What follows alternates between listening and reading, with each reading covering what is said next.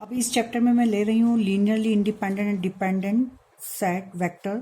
ये आपको कोई भी एग्ज़ाम होती है, कॉलेज प्रोफेसर की पीएससी वगैरह सब में पूछा जाता है। इवन आईएएस तक की एग्ज़ाम में लीनियरली इंडिपेंडेंट डिपेंडेंट पूछे जाते हैं। तो यहाँ पर देखिए रेखिक स्वतंत्र और परतंत्र सदिश ये क्या होते हैं। तो V ओवर F मैंने लिया एक वेक्टर स्पेस, एक फाइनाइट सेट लिया मैंने किसका, V का, अल्फा 1 अल्फा 2 अल्फा n। ये एक फाइनाइट सेट है, किसका है, V is a finite subset of V। इसे मैं कहूँगी लीनियरली इंडिपेंडेंट। इस सेट को ध्यान रखिए, सेट के अंदर एलिमेंट्स वेक्टर होते हैं, तो लीनियरली इंडिपेंडेंट डिपेंडेंट वेक्टर होते हैं, ना कि कोई स्केलर।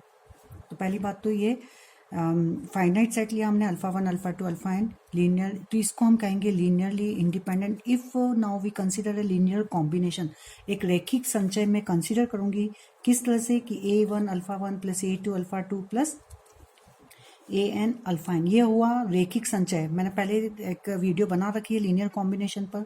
तो इफ लीनियर कॉम्बिनेशन a1, देखिए अल्फा 1 अल्फा 2 अल्फा n, इनका लीनियर कॉम्बिनेशन, ये जो मेरे वेक्टर का सेट लिया था उन्हीं का लीनियर कॉम्बिनेशन लिया।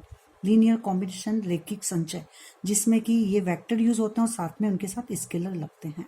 तो दिस इक्वल टू 0, ये लीनियर कॉम्बिनेशन किसके इक्वल रखेंगे हम, 0। यहाँ पे इक्वल टू 0 लगाना भूल जाते हैं, ठीक है। तो एक लीनियर कॉम्बिनेशन लेंगे, इसको 0 के इक्वल रखेंगे, वहाँ लिखेंगे जहाँ a1 a2 an क्या है, बिलोंग्स टू f, ये फील्ड के एलिमेंट्स हैं।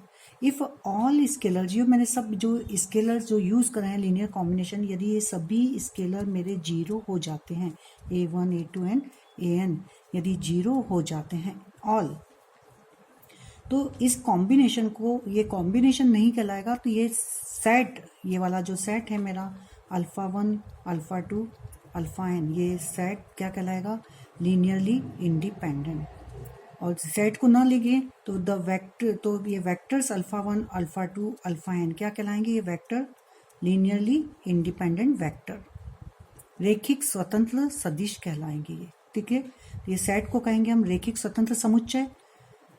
तो कोई भी सेट रेखिक स्वतंत्र कब कहलाता है कि उसका एक लीनियर कॉम्बिनेशन 0 के इक्वल रखें, और उसमें जो स्केलर्स यदि हम यूज करें वो सब किसके इक्वल हो जाएं, 0 के equal, all scalars equal to 0। तो लीनियरली इंडिपेंडेंट क्यों हो गए, देखिए यदि मैंने इसकी वैल्यू 0 रख दी, इसकी भी वैल्यू 0 रख दी, इसकी भी 0 रख दी, तो मेरा आंसर तो यूं ही 0 आ रहा है। तो यहाँ अब अल्फा 1 अल्फा 2 अल्फा n जो मेरे वेक्टर हैं, ये मेरे ऊपर इंडिपेंडेंट हो गए। आप इनकी वैल्यू कुछ भी रखें, हम स्वतंत्र हो गए हैं, ये कुछ भी रखेंगे हम तब भी वैल्यू क्या आएगी इसकी, 0। तो इसलिए इस सेट को कहते हैं लीनियरली इंडिपेंडेंट।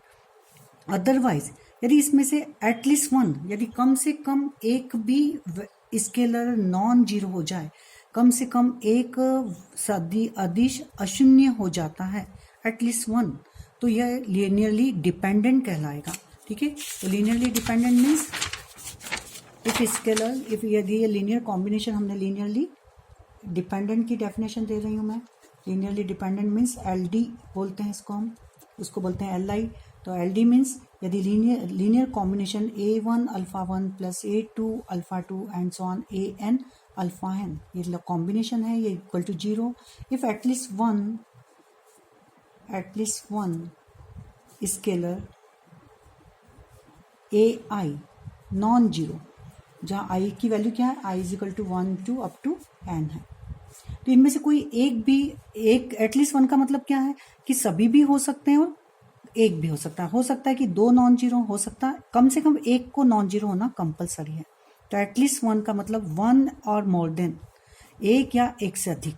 क्लियर, इसका मीनिंग क्या होता है, एटलीस्ट वन कम से कम का, कम से कम एक का मतलब होता है एक या एक से अधिक, 1 और मोर देन, ठीक है, एक या एक से अधिक, इससे अधिक हो तो एक या एक से अधिक यदि मेरे अदिश नॉन 0 हो जाते हैं तो इसको कहेंगे हम डिपेंडेंट। अब क्यों हो जाते हैं डिपेंडेंट, देखिए एटलीस्ट वन, हम तो एक की ही बात करते हैं। यदि a1 नॉन 0 है, बाकी सब हो गए 0, तो यहाँ पर आप में ये भी 0 हो गया, ये भी 0 हो गया, तो ये बचेगा क्या हमारे पास, a1 अल्फा 1 इक्वल टू 0 बचा। अब ये a1 नॉन 0 है, तो मेरे को ये प्रोडक्ट को 0 लाना है, तो मेरी अल्फा 1 मैंने कह नहीं सकती कि मैं अल्फा 1 को क्या रखूं, ये नॉन 0 है। तो अल्फा 1 मेरी मर्जी से मैं कोई भी वैल्यू नहीं रख सकती। यहाँ अल्फा 1 मेरे को इसी तरह से रखना पड़ेगा कि ये प्रोडक्ट क्या है, 0 के इक्वल, तो मेरे को यहाँ अल्फा 1 क्या है, 0 ही रखना पड़ेगा। तो डिपेंड हो गया ये किस पर, चूंकि नॉन 0 है। तो यहाँ पर हम डिपेंड होगा, इसलिए वेक्टर क्या कहलाएंगे, ये सेट क्या कहलाएगा, लीनियरली डिपेंडेंट सेट।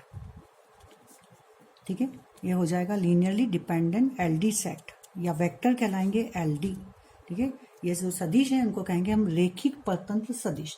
तो ये मैंने एलडी और एलआई की डेफिनेशन क्लियर करी। अब मैं नेक्स्ट इसमें छोटी छोटी थ्योरम है उसको क्लियर करूंगी।